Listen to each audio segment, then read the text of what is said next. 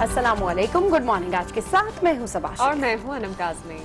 और आज हमारे जो शो का टॉपिक है, आज हमारे जो शो की थीम है, डेफिनेटली वो फीमेल के हवाले से है।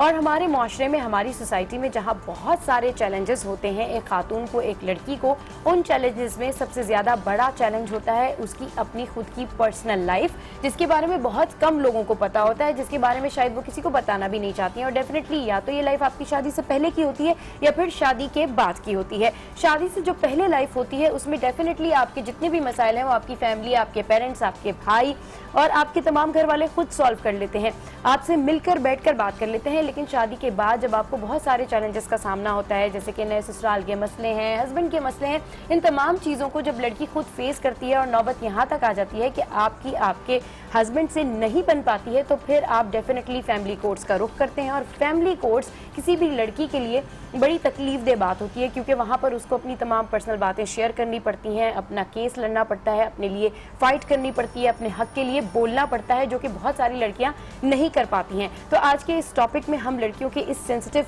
इशू के ऊपर बात करेंगे कि किस तरीके से वो फैमिली कोर्ट्स में जाकर अपने केस को फ्रंट से डील करती हैं और किस हद तक जाकर वो कामयाब होती हैं। और बहुत सी खवातीन, बहुत सी लड़कियां ऐसी भी होती हैं जो इन तमाम चीज़ों में कहीं पीछे रह जाती हैं और फिर वो अपना हक भी नहीं ले पाती हैं और जैसी तैसी जिंदगी होती है उसको वैसे ही वो मूव ऑन कर रही होती हैं। तो इसी सब पे आज हम गुड मॉर्निंग आज में बात करेंगे। बिल्कुल, एक डाइवोर्स बहुत अहम टॉपिक है जिस हवाले से खवातीन को अपने राइट्स का भी शायद नहीं पता होता। और आज हम बात खुसूसी तौर पर फैमिली कोर्ट्स के हवाले से भी यूँ करना चाह रहे हैं ताकि उन खवातीन को पता चल सके कि इन तमाम केसेस के क्या क्या रुख हो सकते हैं और उन्हें उनके हक किस तरह से मिल सकते हैं। क्योंकि बहुत सी खवातीन अपने इन हुकूक को ही नहीं जानती। अगर आप फैमिली कोर्ट्स में जाते हैं तो 4 मुख्तलिफ किस्म के केसेस होते हैं, जिसमें आपका डाइवोर्स होता है या फिर आपका खुला होता है, बच्चों की कस्टडी की बात होती है, या फिर अगर हम बात करें कि अपने और बच्चों के अखराजात के लिए भी आप फाइट कर सकते हैं। और पहले तो ये होता था कि साल हर साल तक ही केसेस चलते थे, लेकिन अब इन कोर्ट्स की मदद से आपके केसेस 3 महीने में भी सॉर्ट आउट हो जाते हैं। तो बहुत सी ऐसी खवातीन जो ये बातें नहीं जानती, आज उन्हीं के लिए हमने ये शो रखा है ताकि तमाम खवातीन को अवेयर किया जा सके। ऐसा किसी जुल्म बर्दाश्त करने की जरूरत नहीं है। अगर वाकई में आपके घर में कोई इस तरह के सख्त मसाइल पैदा हो चुके हैं तो उसके लिए फैमिली कोर्ट्स बहुत जबरदस्त जो है वो सोल्यूशन भी आपको प्रोवाइड कर सकती है। इसी हवाले से सबसे पहले मिलेंगे डाइवोर्स के बाद अपने बच्चों के हक के लिए कानूनी जंग लड़ने वाली सबा से।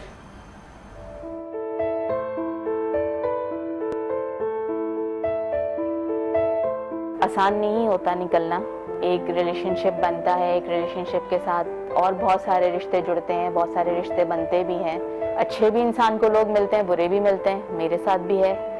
लेकिन बहुत चीज़ों में बहुत अल्लाह ताला ने बहुत हिम्मत दी है। ऐसा नहीं होता है कि आप अगर एक रिश्ते से निकले हैं तो आपके लिए दुनिया ख़त्म हो गई। और मिलवाएंगे आपको साइमा खानम से, जिन्होंने अपने हुकूक की कानूनी जंग लड़ते हुए खुद वकालत का पेशा इख्तियार कर लिया।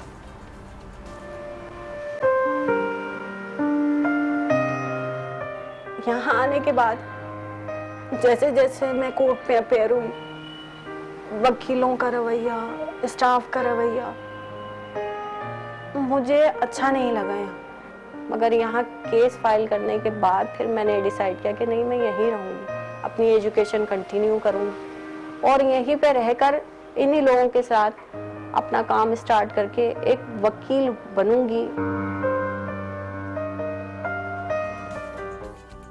और मिलेंगे खानदानी मसाइल अदालत तक ले जाने के बाद कानूनी मदद फराहम करने वाले वकील अशफाक सत्ती से।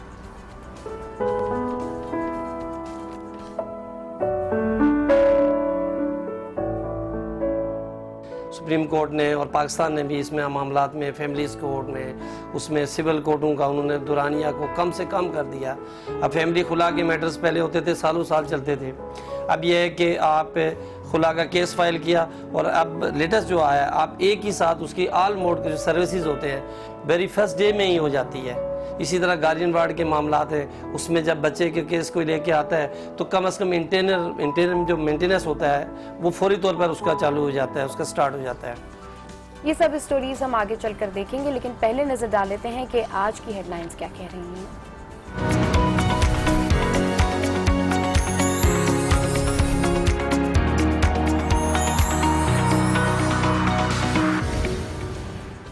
जी चले जनाब, सबसे पहले एक्सप्रेस रोजनामा की अहम हम शामिल करते हैं जो कि आसिफ अली जरदारी के बयान के हवाले से, और उनका कहना है कि वज़ीर आज़म मियां मोहम्मद नवाज शरीफ को बिलाखिर जाना ही होगा, आज नहीं तो कल, पर उनका यहाँ से फरार होना बड़ा ज़रूरी है। सेनेट यहाँ पर लिखी गई है खबर कि मियां साहब आज नहीं तो कल जाना होगा, सेनेट नहीं लेने देंगे। और साथ साथ लिखा है कि पंजाब में भी हम अपनी हुकूमत बनाएंगे और इस बार हम ये बात साबित करके दिखाएंगे कि पंजाब में भी हमारी कितनी पावर है। इससे पहले हमने देखा कि नवाज शरीफ की पावर पंजाब में नजर आई है, लेकिन अब आसिफ जरदारी ने भी इस बात को चैलेंज किया है कि पंजाब के अंदर भी वो अपनी हुकूमत बनाकर दिखाएंगे। तो ये जो है वो आज एक्सप्रेस रोजनामा की मेन लीड है। ठीक है। अच्छा, आपने साबिक सदर आसिफ अली जरदारी के खिताब से बात की, तो देखा जाए पीपल्स पार्टी एक दफ़ा फिर से बड़ी मुतारिक है। पीपल्स पार्टी एक दफ़ा फिर से बिल्कुल फ्रंट पर सामने आई है। और पीपल्स पार्टी के बारे में जो कहा जाता था कि जी ये फ्रेंडली अपोजिशन खेल रहे हैं, तो अब पीपल्स पार्टी ने भी पीटीआई वाला स्टैंड अख्तियार किया है कि अब वो बिल्कुल भी फ्रेंडली अपोजिशन खेलने के हक में नहीं है, बल्कि अब वो तमाम जो भी हुकूमत की खामियां हैं उनको हाईलाइट करते हैं, चाहे वो छोटी हो या वो बड़ी हो। तो देखते हैं कि पीपल्स पार्टी की जो अपनी सियासत है वो किस जानिब जाती है। अच्छा, यहाँ पर जो मेन लीड है वो मेन लीड है जेआईटी के हवाले से। जेआईटी 2 इदारों के नाम मुस्तरद, और किसी के हाथों यरगमाल नहीं बनेंगे। जेआईटी के लिए नामों का इंतखाब खुद करेंगे। जस्टिस अजमत सईद ऐसा कहते हैं, ऐसे अफसरान चाहिए जो काम में महारत रखते हों। जस्टिस एजाज अफजल साहब जो हैं वो ऐसा कहते हैं। इसके अलावा साथ साथ यहाँ पर ये खबर पूरी मैं पढ़ना चाहूँगी कि governor state bank chairman SECP को ग्रेड 18 और ऊपर के तमाम अफसरों की फहरिस्त समेत आइंदा समात पर हाजिर होने का भी हुक्म सुनाया गया है, जबकि मुकदमे की मजीद समात कल तक के लिए मुलतवी कर दी गई है। तो जेआईटी के हवाले से यहाँ पर जंग ने इसको अपनी मेन लीड का हिस्सा बनाया। बिल्कुल, और इसी हवाले से तर्जुमान सुप्रीम कोर्ट का भी कहना है कि पनामा केस के हवाले से हमने कोई सेल कायम नहीं किया है। अच्छा, अगर यहाँ की मेन हेडलाइन की बात करूँ तो वो जेआईटी के हवाले से ही है कि स्टेट बैंक सिक्योरिटी कमीशन का नाम मुस्तरद, दोनों इदारों की सरबरा कल सुप्रीम कोर्ट तलब किए जाएंगे। जो नाम भिजवाए गए वो गैर जानिबदार नहीं है, जबकि जस्टिस एजाज अफजल ने ऐसा कहा और हमसे गेम खेलने की कोशिश ना करें। फैसले में कहा था कि ऑफिसर जो है वो खुद ये सब काम करेंगे, आपने क्यों फाइनल किया। जस्टिस अजमत सईद का ऐसा कहना है। तो ये जो है वो आज यहाँ की मेन हेडलाइन भी लगाई गई है। उसके अलावा जनाब यहाँ पर एक और कल खबर हम देख रहे थे, बोल न्यूज़ के हवाले से भी गर्दिश कर रही थी, और यहाँ पर ये भी खबर लगाई गई है कि पैमरा ने बोल न्यूज़ को जो है वो इस वक्त उनका लाइसेंस मंसूख कर दिया है। और ये भी बड़ी अहम खबर थी, जिस हवाले से तमाम कल वैसे भी प्रेस फ्रीडम डे था, तो काफ़ी जो सहाफ़ी थे वो इस तमाम बात के बाद बड़े मुतहरिक हो गए थे और बोल के हक में नारे भी लगा रहे थे। हाँ बिल्कुल। अच्छा, यहाँ पर अगेन एक और जो मेन लीड है वो जरदारी साहब के हवाले से लगी हुई है कि बल्ला देसी शेर कागजी, नवाज शरीफ को सेनेट इलेक्शन से पहले जाना होगा। वजीर आजम की सारी चालें जानता हूँ, ऐवान बाला का इलेक्शन नहीं जीतने दूंगा, कौमी असेंबली भी लेंगे। बदीन में खिताब, जोरदार खिताब किया जा रहा है। और अगर देखा जाए तो पीपल्स पार्टी के जो रहनुमा हैं वो मरियम नवाज शरीफ की ट्वीट के हवाले से भी काफी तनकीद कर रहे हैं और यही रस्साकशी जारी है। पीटीआई जो है अभी थोड़ी सी पीछे है कहीं, लेकिन अभी जो आमने सामने है, जो अपोजिशन ठीक ठाक वाली है अपोजिशन, वो इस वक्त पीपल्स पार्टी उभर कर सामने आई है। अच्छा, यहाँ पर एक और जो है वो मेन लीड है, वो है जामियात में इंतहा पसंदी, VCs का इजलास तलब, आर्मी चीफ खिताब करेंगे। और ये बहुत इंपॉर्टेंट खबर है। इंतहा पसंदी के तदारुक के लिए GHQ में सेमिनार भी होगा, हम आहंगी को उजागर किया जाएगा। GHQ में जो सेमिनार मुनक्किद किया जा रहा है उससे आर्मी चीफ भी खिताब करेंगे और लेट्स सी उसमें क्या बातचीत सामने आती है। अच्छा, और जो यहाँ पर दूसरी खबर है वो है सुप्रीम कोर्ट, नून लीग और PTI फिर आमने सामने, इस बार किरदार मुख्तलिफ हैं।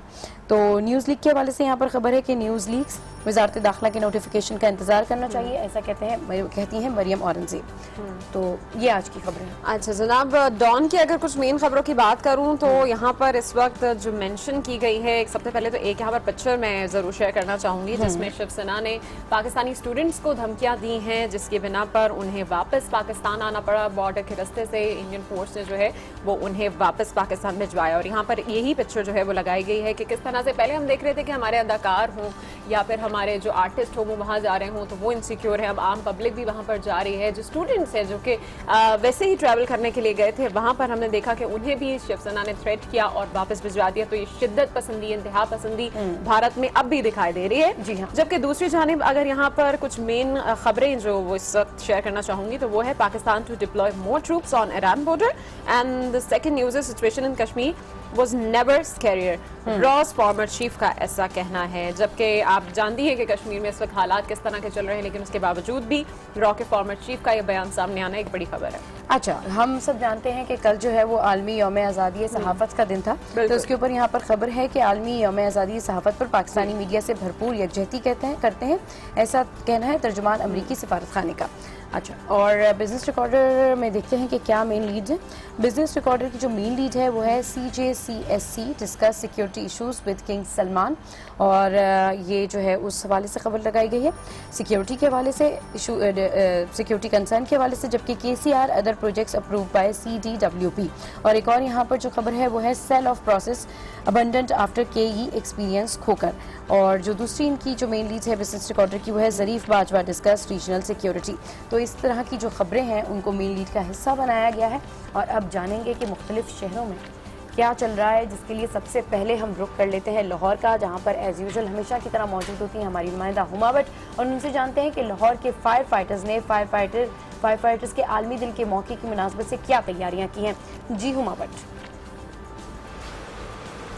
जी बिल्कुल, लाहौर में भी फायर फाइटर्स डे जो है वो बेहतरीन अंदाज से मनाया जा रहा है। वो इस लिहाज से क्योंकि आज यहाँ पर वॉक भी की जाएगी और उसके बाद यहाँ पर लोगों को आगाही भी दी जाएगी कि फायर फाइटर्स जो हैं वो कितनी जान जोखों में डालकर तो मुश्किल में फंसे हुए लोगों को बचाते हैं।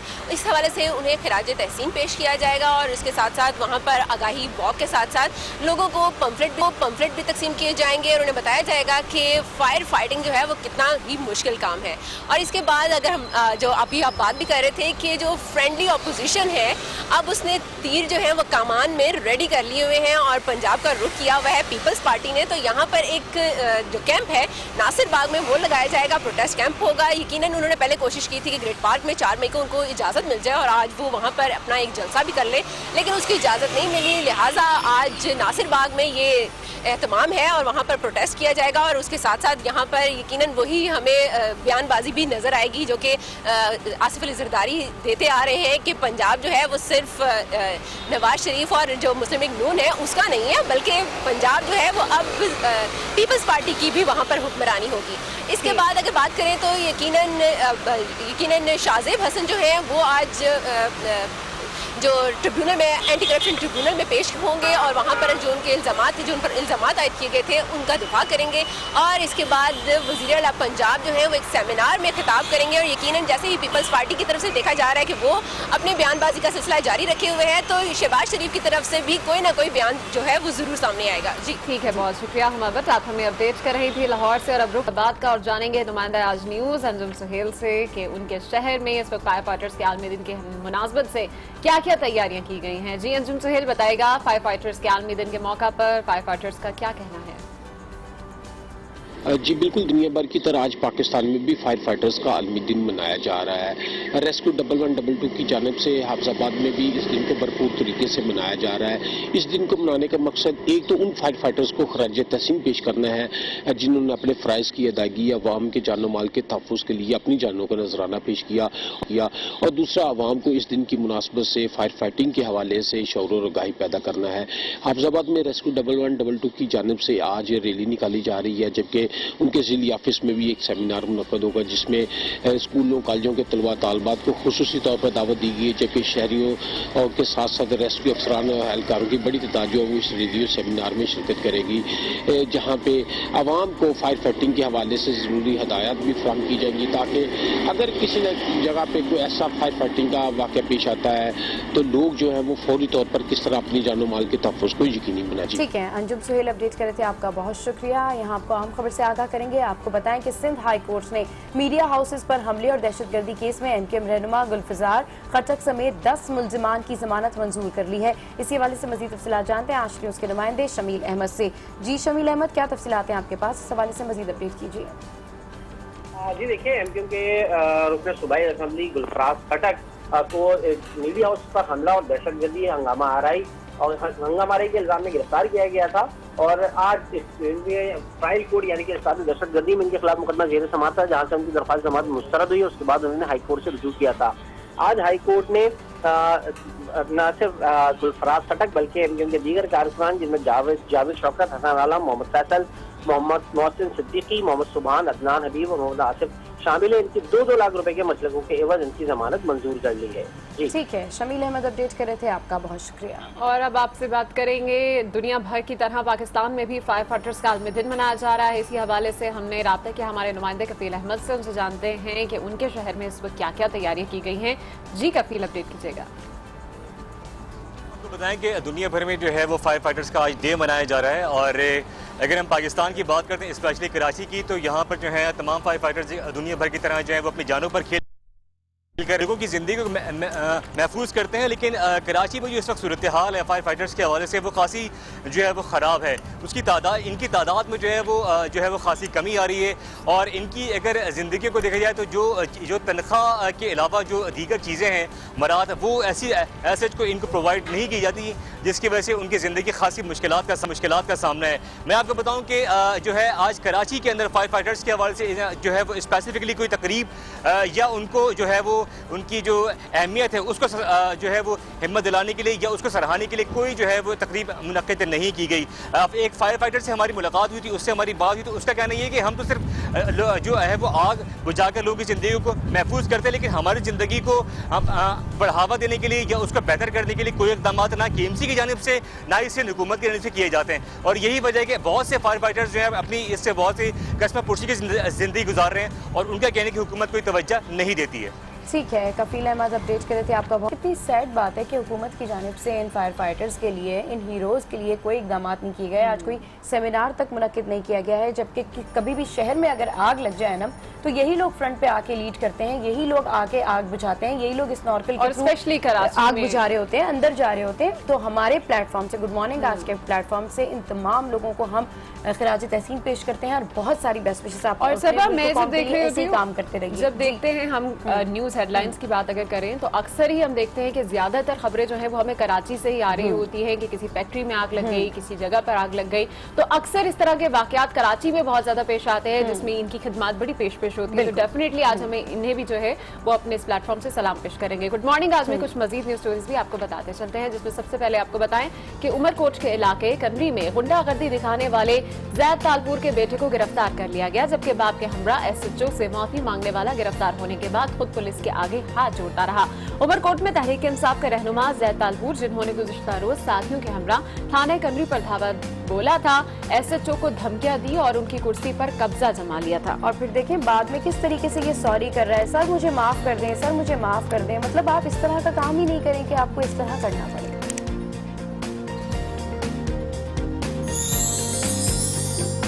Pakistan electronic media regulatory authority ने बोल्ड TV का लाइसेंस मंसूख कर दिया। वजारत दाखिला की जानिब से लब्बैक प्राइवेट लिमिटेड के डायरेक्टर शुएब शेख, आयशा शुएब, वकास अतीक और सरवत बशीर की सिक्योरिटी क्लियरेंस मुस्तरद किए जाने के बाद पैमरा अथॉरिटी ने कंपनी के सेटेलाइट TV लाइसेंसेस फौरी तौर पर मंसूख कर दिए हैं। और इस हवाले से जो बोल्ड के जितने भी मुलाजमीन हैं वो एहतजाज भी कर रहे हैं और काफी परेशान भी हैं।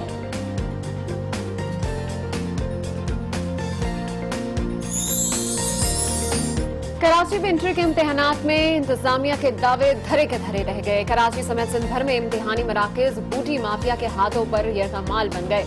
तालिब इल्म खुले आम किताबों और मोबाइल फोन से पर्चा हल करने लगे, जबकि कराची हो या सक्खर इम्तिहानी मराकज में खुले आम नकल की जा रही है। DG कॉलेजेस ने भी नाकामी का एतराफ कर लिया और नकल की जा रही है, लेकिन इंतजामिया की जानिब से कोई एक्शन ही नहीं लिया जा रहा है। हम लोग हमेशा यही खबर चला रहे होते हैं कि जी फला कॉलेज में नकल हो रही है इस तरीके से, तो मेरे ख्याल में इंतजामिया को इसके ऊपर एक्शन लेना चाहिए। बिल्कुल। और एक तरफ हम देखते हैं कि कहीं मोबाइल फोन उनको ले जाने की इजाजत दी जा रही है, कहीं पर पेपर लीक्स हो रहे हैं और अब इस तरह के भी इश्यूज आ रहे हैं जिसमें नकल की जा रही है, लेकिन इंतजामिया खामोश तमाशाई बनी हुई है। और ये हालात सिर्फ कराची में ही नहीं बल्कि हमने देखा सक्खर में भी अब देखने को नजर आ रहा है। सक्खर में है, हैदराबाद में है, लाड़काना में है और हाल ये हो गया पूरे ही सिंध में हाल ये हो गया कि पेपर आपके जब लीक हो जाते हैं तो उसके बाद कोई एक्शन भी नहीं लिया जाता।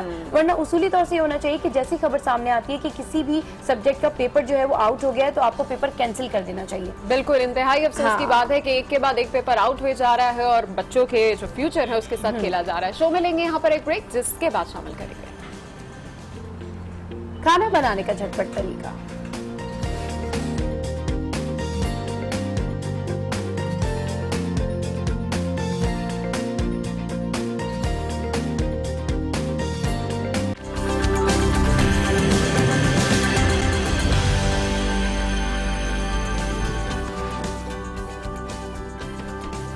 Welcome back to good morning. और अब गेस्ट टॉप स्टोरी से भी आपको आगाह करें कि भारत ने 50 पाकिस्तानी तलबा के सकाफती वफ्द को वापस भेज दिया है, जबकि दफ्तर खारजा ने इजहार तफ्तीश करते हुए कहा है कि भारत में अदम बर्दाश्त और इंतहा पसंदी बढ़ रही है। सिफारती जराए इस बात का नोटिस लें। तर्जुमान दफ्तर खारजा ने अपने जारी एक बयान में कहा है कि दुनिया भर की नजरें भारत में रोनुमा होने वाले इंतहा पसंदी के वाकयात पर हैं। भारत में अदम बर्दाश्त, इंतहा पसंदी और दहशतगर्दी बढ़ रही है और इसी खौफ के बाइस भारत ने 50 पाकिस्तानी तलबा के सकाफती वफ्द को वापस भेज दिया है। तर्जुमान दफ्तर खारजा ने कहा कि माजी में भी इंतहा पसंदों ने पाकिस्तानी फनकारों को हिरासा किया और भारत आने से रोका। सिफारती जराए इन बातों का नोटिस लें। तर्जुमान दफ्तर खारजा ने बयान में कहा, आलमी बरादरी ने भारत में ईसाइयों और दीगर मज़ाहिब के अफराद से नारवा सलूक पर भी तशवीश का इजहार किया। और आज एडिटोरियल क्या कह रहे हैं, कॉलमनिस्ट क्या लिख रहे हैं, इस पर नजर डालने के लिए हमारे साथ इस वक्त मौजूद हैं सीनियर सहाफ़ी नफीस नईम साहब। अस्सलाम वालेकुम and welcome to good morning. वालेकुम अस्सलाम। कैसे नफीस साहब, क्या लिख रहे हैं आज के दायरे सब्र तहम्मुल बर्दाश्त के हवाले से? अभी आपने भारत की अदम बर्दाश्त के बारे में बात की है, तो आज हम एक आर्टिकल डिस्कस कर लेते हैं। डॉक्टर रमेश कुमार का जंग में है, बर्दाश्त, सब्र और तहम्मुल पर मबनी पाकिस्तान की जानिब पहला कदम। और डॉक्टर रमेश कुमार ने कहा है कि असल में जो किसी भी माशरे की या किसी मुल्क की तरक्की जो होती है डिपेंड्स अपॉन कि अमन कितना है, वहाँ पर लोग किस तरह एक दूसरे के बर्दाश्त करते हैं। ये लेवल ना सिर्फ आपको हमारे पुरसे फ़लसफियाँ की तरफ से आया, हमारे दीन तमाम मज़ाहिब ने, इस्लाम समेत यहूदी क्रिश्चियनिटी की बात की, इन्होंने बाइबल की बात की, हिंदुइज्म की बात की, कि तमाम मज़ाहिब जोर दे रहे हैं कि इस्लाम जो है, जो अमन जो है, भाईचारा जो है, रवान, ये तमाम ये कहते हैं कि आप अपने अंदर ऐसे औसाफ पैदा करें कि ऐसा मुआशरा तश्कील दें जिसमें तमाम अफराद को ज़िंदगी गुजारने का हक हासिल हो। लेकिन बदकिस्मती से ऐसा हो रहा है कि पाकिस्तान में हमने देखा कि जैसे मिशाल खान का कत्ल केस का उन्होंने जिक्र किया कि अदम बर्दाश्त जो है वो बढ़ती जा रही है, एक दूसरे को का पासदारी नहीं की जा रही है। तो ये इसके लिए तमाम मीडिया को भी रोल मॉडल किरदार अदा करना पड़ेगा, असातिज़ा को करना पड़ेगा, सियासी तौर पर जो हमारे हैं इन लोगों को किरदार अदा करना पड़ेगा, तभी एक पुरअमन माशरे की तश्कील होगी। इसके बगैर ऐसा मुमकिन नहीं है। जी बिल्कुल। और इसी पे मजीद बात करने के लिए हमें ज्वाइन किया है रमेश कुमार साहब ने, जिनका एडिटोरियल है। अस्सलाम वालेकुम sir, welcome to good morning. आज वालेकुम सलाम, good morning to everyone. Ramesh साहब कैसे हैं आप?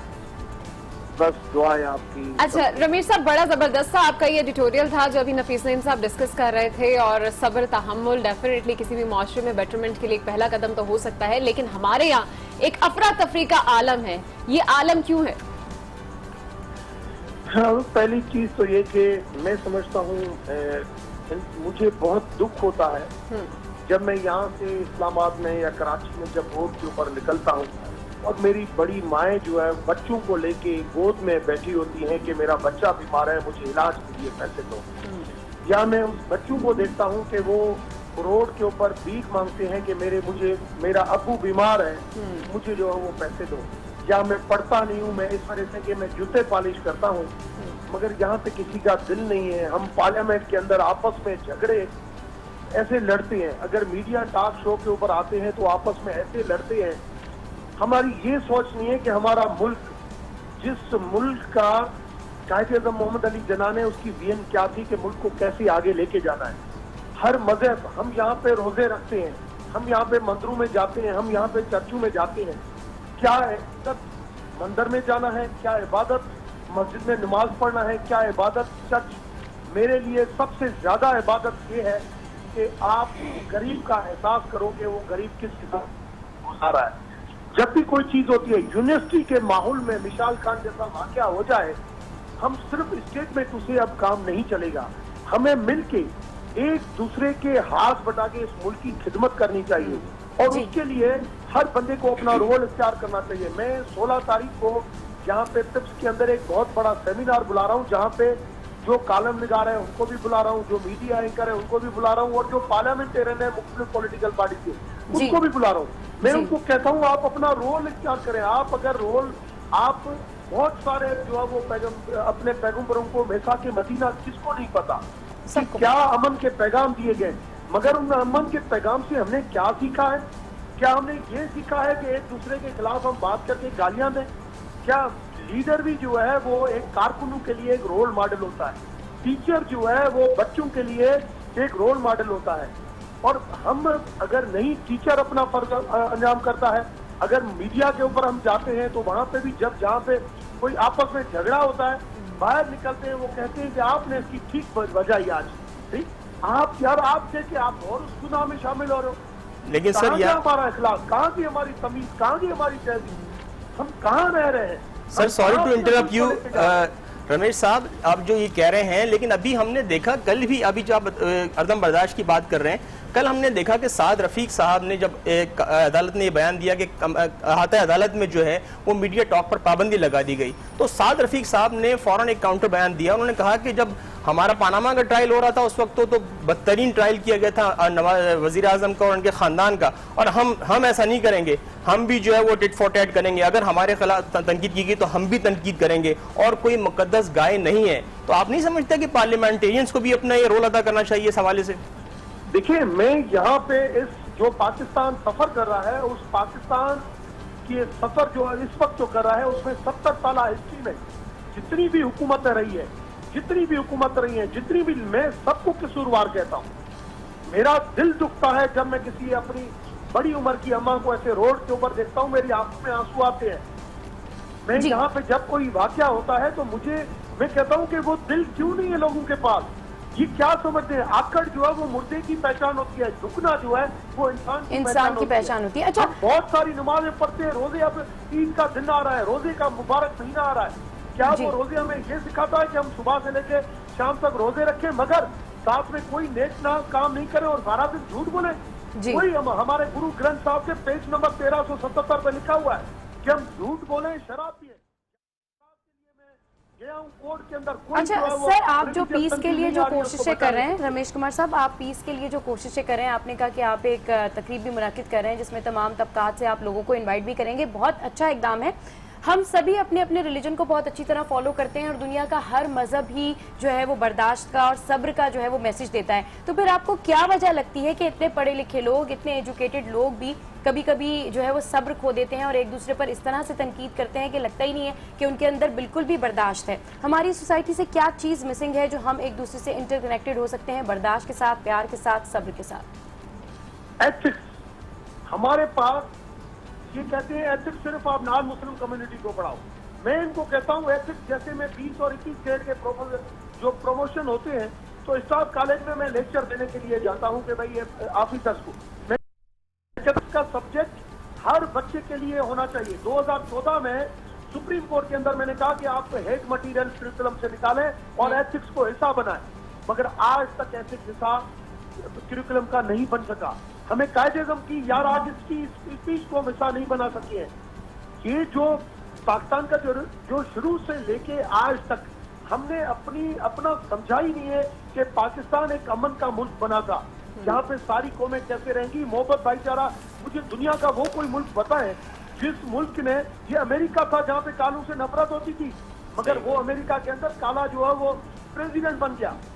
ये चाइना की पॉलिसी, आप दूसरों को देखें, हम जाते हैं, हम उसको रोल मॉडल करके नहीं लेते हैं। अगर हम रोल मॉडल नहीं करेंगे, हमें हमारी ऐसी धरती है, ज्योग्राफिकल क्या है इसकी पोजीशन है, हमें सीपेक के बाद जनरल राइल शरीफ का जो ये एजाज मिला है, मैं समझता हूँ हमें ऐसी पॉलिसी अपनानी चाहिए, बहुत बड़ी पॉलिसी अपनानी चाहिए जिससे हम मुल्क की खिदमत करें। बिल्कुल मुल्क की खिदमत कर सके। बहुत शुक्रिया रमेश कुमार साहब, आप हमारे साथ थे और इंतहाई अहम मौजू पर जो है वो आपने हमसे डिस्कशन भी की। इस वक्त नफीस नईम साहब भी हमारे साथ हैं। नफीस साहब, इंतहाई अहम मौजू था जिसके ऊपर उन्होंने अपना कॉलम भी लिखा है और जो पॉइंटर्स मेरा ख्याल है उन्होंने उठाए वो डेफिनेटली अगर उसके खिलाफ, उसके फेवर में हम लोग पॉलिसीज बनाएंगे तो डेफिनेटली इस मुल्क में, और इस्लाम की तो मतलब ही पीस का है, तमाम मज़ाहिब जो है वो पीस की तरफ। अच्छा नफीस साहब, अगला हम देखते हैं जॉन का इदारिया है द स्टेट सीक्रेट।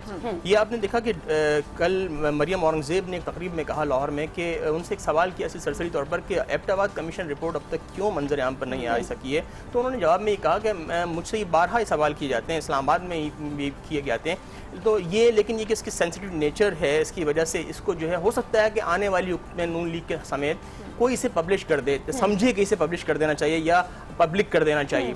तो लेकिन इसकी हसासियत को मद्देनजर रखा जाएगा। इदारिये ने कहा कि ये मरियम औरंगजेब की स्टेटमेंट जो है वो गवर्नमेंट की स्टेटमेंट समझी जाती है और इसे वो रिग्रेटेबल स्टेटमेंट है, इसलिए कि ऐसे अगर जब तक दो सवाल एबटाबाद के इन इवेंट के हवाले से उन्होंने उठाए कि पहली चीज़ ये थी कि ओसामा बिन लादेन इतना अरसा पाकिस्तान में कैसे रहे, दूसरा ये था कि एक बैरूनी फौज आई, इंटरनेशनल बॉर्डर से कई मील दूर के फासले में उसने कार्रवाई की, पाकिस्तान में आए, कार्रवाई करने के भी कई घंटे बाद वो यहाँ रहे और उसके बाद चले गए इत्मीनान से, ना उन्हें ग्राउंड पे ना फिजा में रोका गया, उसकी इसका सवाल जवाब दिया जाए। और तीसरा अहम सवाल ये कि क्या किसी का एहतसाब हुआ, क्या किसी को जिम्मेदार ठहराया।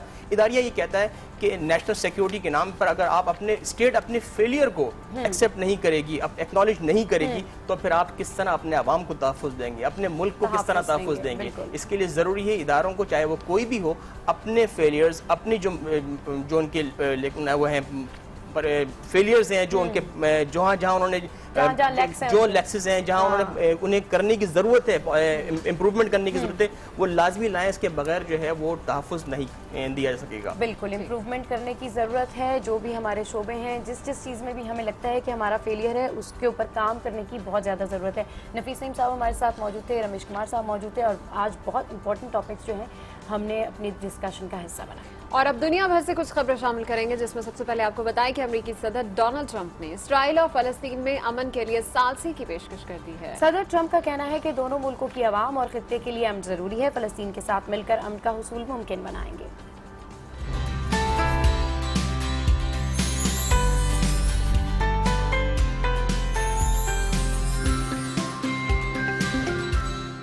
तभी पता चलेगा। बिल्कुल ऐसा ही है। और अभी आज एक अहम खबर जो थी वो जापानीज के राइडर के हवाले से, तो हम जरूर अपने तमाम नाज़रीन को कहना चाहेंगे कि ऐसी चीजों से इंस्पायर होकर बिल्कुल भी आप पाकिस्तान की सड़कों पे ये सब कुछ ट्राई ना करें। खासतौर से लाहौर में, क्योंकि लाहौर में सबसे ज्यादा वन व्हीलिंग की जाती है और पुलिस भी सबसे ज्यादा वहाँ पर लोगों को इसी बात के लिए मना करती है कि प्लीज वन व्हीलिंग, इसीलिए डॉल्फिन फोर्स बनाई गई थी। बिल्कुल, और डॉल्फिन फोर्स बनाई गई है। कुछ काम वाम आ रही है, आप गई थी? बिल्कुल, कुछ बेहतरी तो नजर आई थी, लेकिन अब देखें कि आगे, अब तो मैं यहाँ आ चुकी हूँ, वहाँ के हालात ओके, आज की तारीख की बात कर लेते हैं। और आज के दिन यानी 4 मई को 1999 में आग बुझाते हुए 5 फायर फाइटर हलाक हो गए। इसके बाद 4 मई को हर साल वर्ल्ड फायर फाइटर डे मनाया जाता है।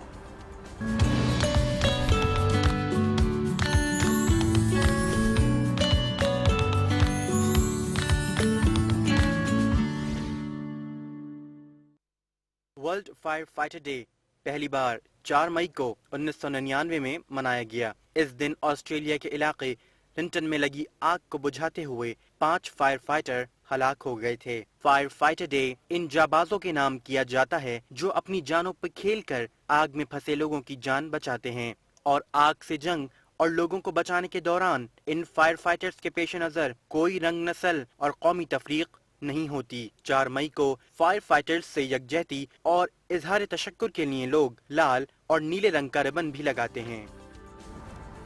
और जनाब, आज कुछ ऐसी खवातीन की हम बात करने जा रहे हैं जो वाकई में अपने हकूक नहीं जानती। वैसे भी जिंदगी धूप छाँव का नाम है और उसमें सख्त और मुश्किल वक्त भी आता ही रहता है, लेकिन इन मुश्किल हालात की आंखों में आंखें डालकर मुकाबला करने के बाद ही आप कामयाबी हासिल कर सकते हैं। और हम भी एक ऐसी खातून को जानते हैं जिन्होंने अपनी डिवोर्स के बाद भी हिम्मत बिल्कुल नहीं हारी और अपने बच्चों के लिए, उनके हकूक के लिए कानूनी जंग जो है वो जारी रखी।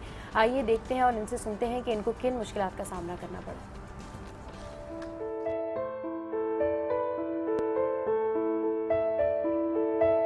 मेरी शादी जो है वो 2007 में हुई थी। मेरे 3 बच्चे हैं, एक बेटा है और 2 बेटियां हैं। अभी तीनों बच्चे मेरी कस्टडी में हैं, मेरे पास हैं, और उनकी किफ़ालत जो है वो सब मैं कर रही हूँ। क्योंकि 2014 अगस्त में मेरे एक्स हस्बैंड ने मुझे मलेशिया से टेलीफोन पे डिवोर्स दी थी। शादी में बहुत सारे मसाइल होते हैं, सबकी ज़िंदगी में आते हैं, मेरी भी ज़िंदगी में थे, चाहे वो फाइनेंशियली हों, चाहे एक दूसरे के साथ आपके मिजाज का मिलना ना मिलना, ये सब चीज़ें, बहुत सारी चीज़ें जो होती हैं वहाँ में, वो सब चीज़ें मेरी भी लाइफ में थे।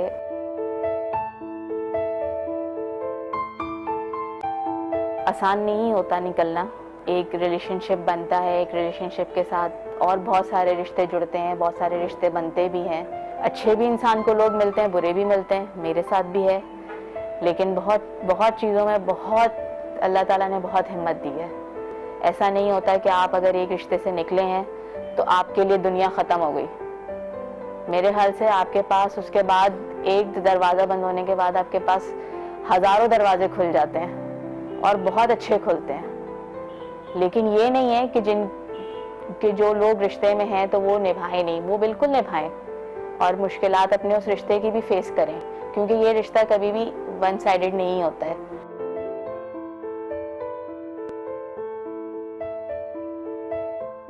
अल्लाह ताला खुद आप इंसान के लिए रास्ते बनाता है, चाहे वो माँ बाप के जरिए बनाए, चाहे वो किसी दुनिया के किसी भी इंसान से बनाए, बनाता जरूर है अल्लाह ताला। ऐसा नहीं होता कि आपके लिए रास्ते बंद हो जाते हों।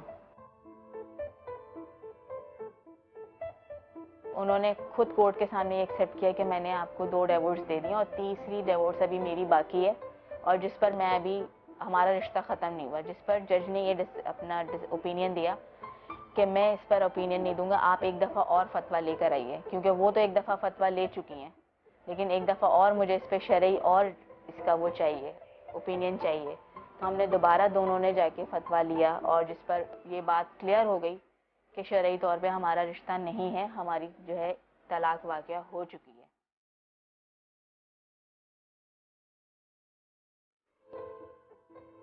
जज ने जो है तकरीबन 1.5 साल पहले जो है ये 2500 रुपये फ़ी बच्चा जो है मेंटेनेंस अलाउ कर दी है। 3 महीने की मेंटेनेंस उन्होंने भरी है और अभी तक दोबारा मेंटेनेंस नहीं भरी है। तकरीबन 1 साल से भी ज़्यादा होने वाला है। बच्चों का मेंटेनेंस वगैरह सब मैं ही पूरी करती थी और अभी भी मैं ही पूरी कर रही हूँ। और जो है उनकी तरफ से मेरे पास कोई बच्चों के लिए कोई कोऑपरेशन नहीं है, किसी भी तरह का कोई मिलना नहीं है, कुछ भी नहीं है। सिर्फ बच्चे मुझ पर ही डिपेंड करते हैं आज।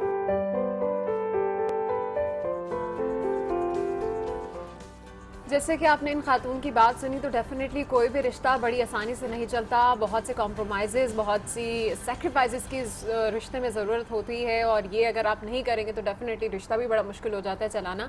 लेकिन अगर ऐसी कोई सूरत हाल बनती है जहाँ पर आपसे कुछ नहीं निभ पा रहा तो ऐसी ख़वातीन के लिए आज का शो हमने रखा है ताकि आप जान सकें कि आपके लीगल राइट्स एक्चुअल में क्या कुछ है। बिल्कुल, अगर आपको अपने राइट्स पता होंगे तो डेफिनेटली आपको ज़िंदगी गुजारने में बहुत ज़्यादा आसानी होगी और लोग जो आपको तरह तरह की बातें करते हैं या तरह तरह के उल्टे एडवाइजेस देते हैं वो नहीं देंगे। तो गुड मॉर्निंग, आज में यह वक्त एक ब्रेक का, जिसके बाद मिलवाएंगे।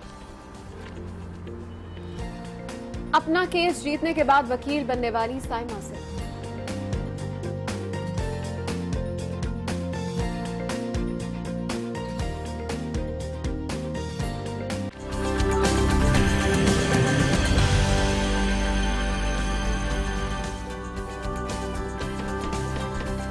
Welcome back to good morning. और जनाब बात हो रही है आज डिवोर्स के हवाले से। वो खवातीन जो अपने घर में बड़ी सरप्राइज्ड हैं और समझ में नहीं आता उन्हें कि क्या करना है, फैमिली कोर्ट जाना है तो किस तरह से अपने राइट्स के लिए फाइट करना है, उन सब के तमाम मसाइल के हल के लिए आज हमारे स्टूडियो में मौजूद हैं एडवोकेट शुमाइला। आज इन्हीं से बात करेंगे खवातीन के राइट्स पर। अस्सलाम वालेकुम, वेलकम टू गुड मॉर्निंग। कैसे हैं आप? और आप दोनों बहुत प्यारे लग रहे हैं। थैंक यू सो मच, आप भी बहुत अच्छी लग रही हैं। आप भी बहुत प्यारी लग रही हैं एज यूजुअल। अच्छा, आज हम बात करें वुमेन्स राइट्स के हवाले से। ठीक है। और शादी के बाद जो डिवोर्स के मसाइल होते हैं और जो भी कंडीशन होती है जिससे एक खातून या लड़की गो थ्रू होती है, तो उस हवाले से सबसे पहले तो ये बताएं कि अगर किसी की ज़िंदगी में बहुत सारी कॉम्प्लिकेशंस हैं तो उसको फैमिली कोर्ट्स तक लाना चाहिए या उसको घर में सॉर्ट आउट कर लेना चाहिए, और अगर घर में सॉर्ट आउट नहीं हो पा रहा है तो फैमिली कोर्ट्स में सबसे पहले क्या उसको रुजू करना चाहिए, क्या किसके पास जाना चाहिए? ठीक है। अच्छा सबा, इसके अंदर सबसे अहम चीज़ जो है, क्योंकि रिश्ता जो होता है ना, मतलब शादी एक ऐसा बंधन है जो कि बांधा जाता है बहुत खुशियों के साथ, और कोई भी नहीं चाहता कि बंधन आपका टूटे या इस बंधन के अंदर कोई डिस्प्यूट पैदा हो। जब अगर डिस्प्यूट पैदा होता है तो बात डायरेक्टली आजकल के टाइम में कोर्ट तक जाती है, लेकिन अगर कोर्ट तक बात आने से पहले जब आप एडवोकेट को कांटेक्ट करते हो, एडवोकेट के पास जाते हो, अगर किसी की तलाक का मसला हो गया, किसी के हस्बैंड ने तलाक दे दी और वो उसको डिनाई कर रहा है, या लड़की को अपने शौहर के साथ नहीं रहना और कुछ ऐसे मसाइल हैं जिसके अंदर वो चाहती है खुला लेना, तो वो फैमिली कोर्ट तक जाती है। लेकिन थोड़ा सा हमारे यहाँ एक सिस्टम होता था, बड़ा अच्छा सिस्टम होता था, बड़े बूढ़े समझा दिया करते थे कि घर के अंदर अगर चले अब एक ज्वाइंट फैमिली सिस्टम नहीं है, लेकिन अलग अलग सेपरेट अगर रहते भी हैं तो बड़ों का एक बड़ा अच्छा सा हमारा एक रोल प्ले करते थे कि समझा देना लड़की को बिठा के यार अभी एक नई नई जिंदगी शुरू हुई है, उस नई नई जिंदगी के अंदर नोक झोंक होती है। आप घर के अंदर, आप किचन के अंदर बहुत सारे बर्तन रखते हैं तो वो भी आपस में टकराते हैं। तो फिर जब एक मियाँ बीवी एक नई जिंदगी शुरू करते हैं, उन्हें समझने में एक दूसरे को टाइम लगता है। डायरेक्ट कोर्ट में जाने से पहले मेरे पास जब विक्टिम्स आते हैं तो मैं उन्हें यही एडवाइस करती हूँ कि आप पहले कोर्ट ना जाएं, थोड़ा सा सब्र करें। इसलिए कि देखें हमारे यहाँ हम लोग काउंसलिंग पे तवज्जो नहीं देते, ठीक है। जो नया कपल है जो अपनी नई जिंदगी स्टार्ट की है, जिसने अगर आपस का कोई डिस्प्यूट हुआ है, जिसके अंदर कोई भी मसला खड़ा हो सकता है कि फाइनेंशियल भी हो सकता है, कभी हाथ तंग होता है तो बीवी आ जाती है कि भाई मुझे अब जॉब कर रही हूँ तो मैं फिर मियाँ को क्यों मेंटेन करूँ, या फिर बहुत सारे ऐसे मसले होते हैं जिसके अंदर अपनी फैमिली के साथ थोड़ा टाइम दे दिया, या कोई और थोड़ा सा लड़की को शक हो गया कि लड़का उसका हस्बैंड जो है कहीं इन्वॉल्व है। इस तरह की चीज़ों के अंदर बहुत सारे हमारे पास केसेस आ रहे होते हैं। तो उसके अंदर ये करना चाहिए कि पहले घर वाले समझा दें।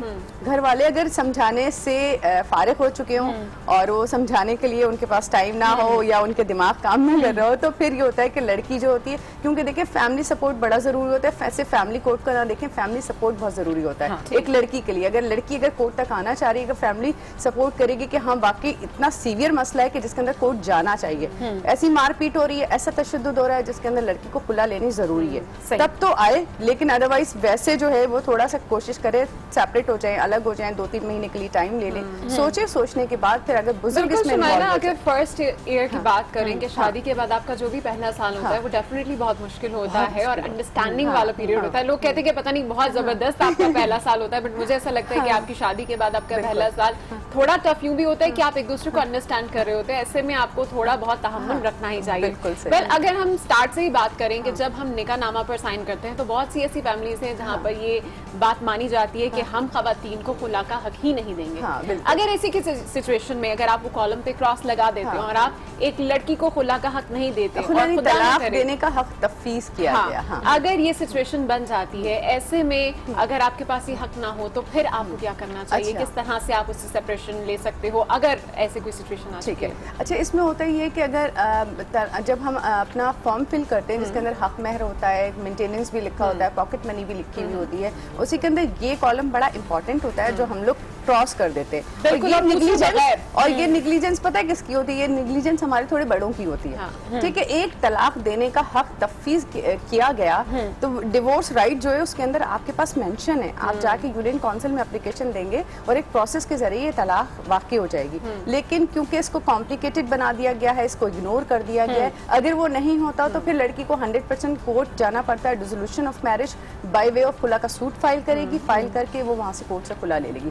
खुला का टाइम पीरियड तकरीबन 6 मंथ होता है, ठीक है। इसलिए कि उसकी पब्लिकेशन, उसकी जो आपने केस एडमिट करने से लेकर लास्ट स्टेज पब्लिकेशन होती है, उस तक पूरा एक प्रोसीजर जो होते तकरीबन आपकी उसको समन सर्व करते करते जो है ना आपको 3 से 4 महीने निकल जाते हैं। ठीक, तो अच्छा फैमिली कोर्ट्स के बारे में कुछ बात करते हैं। फैमिली कोर्ट्स के हवाले से हम जब भी कुछ सुनते हैं तो डेफिनेटली अगर हम सुनते हैं कि जी फला शख्स या कोई लड़की या शख्स कोर्ट गया तो हम ये अपने जहन में ही सोच लेते हैं कि अब तो डिवोर्स ही होगी।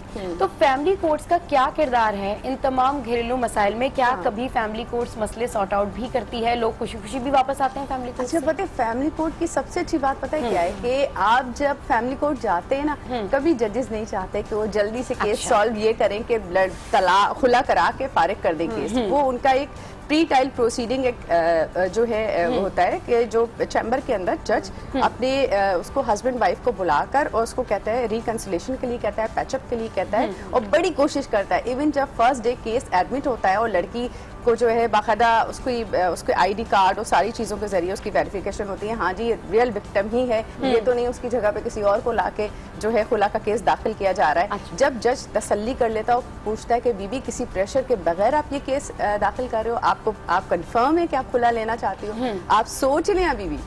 मतलब वहाँ पे बड़ा अहम रोल होता है जज का।